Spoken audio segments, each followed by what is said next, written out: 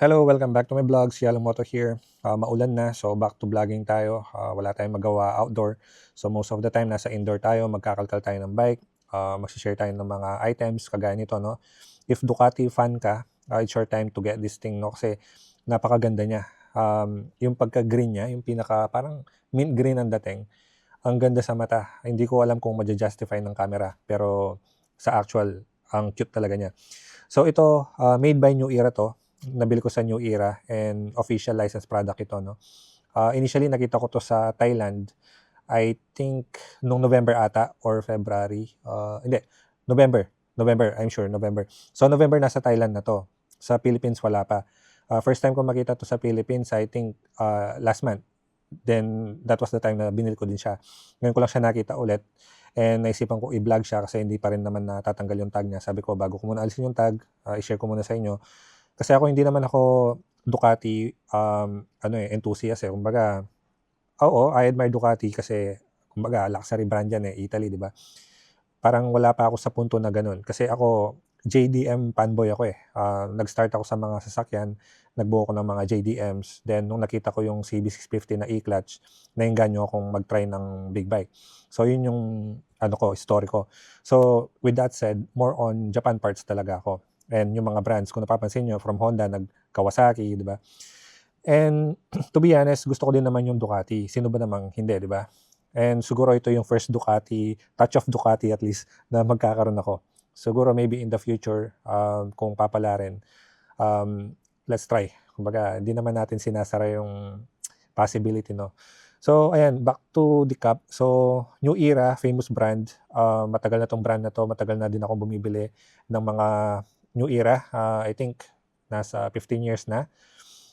Wala pa yung brand na to sa Pinas that time. So, bumibili kami sa US through online or yung doon sa mga nagpapadating dito, no? So, ito 940 snapback. Ito yung adjustan niya, no? By the way, no, official po ito na product na license from Ducati. So, possibly meron din sa Ducati dealership.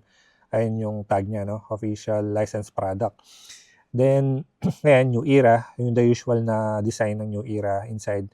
And for this one size fits most yung ano niya. So, yung price nito is 2,395, no? Natatawa lang ako kasi 15 years ago, yung mga ganito is nasa around 1,600 lang sa pera natin pagka kinonvert mo, no? Kasi USD yung pinambibili dati dito.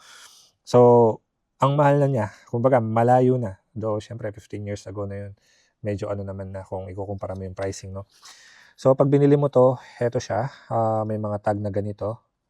Which is, may parang authenticity ata itong hologram na ayan, no, Ducati official product. Tapos, meron kang serial. Which is, syempre, itatapon mo din naman yan.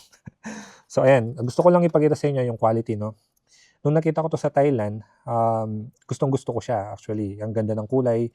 Tapos yung pagka-embroidered nung Ducati is perfect din. So dito naman medyo parang vintage or classic yung buckle niya dito, New Era, di ba? Tapos gold, which is hindi siya masamang tignan sa colorway niya, no? Then ayan, yung Ducati, kung nakikita nyo yung quality niya is napaka-perfect. Actually, kung Ducati fan talaga ako, no, i-display ko yan. Kumbaga, kasi ako ginagamit ko po yung mga ganito pagka may mga binili ako. Pero mostly yung mga ganito ko is yung mga Red Bull na pang cars talaga, no?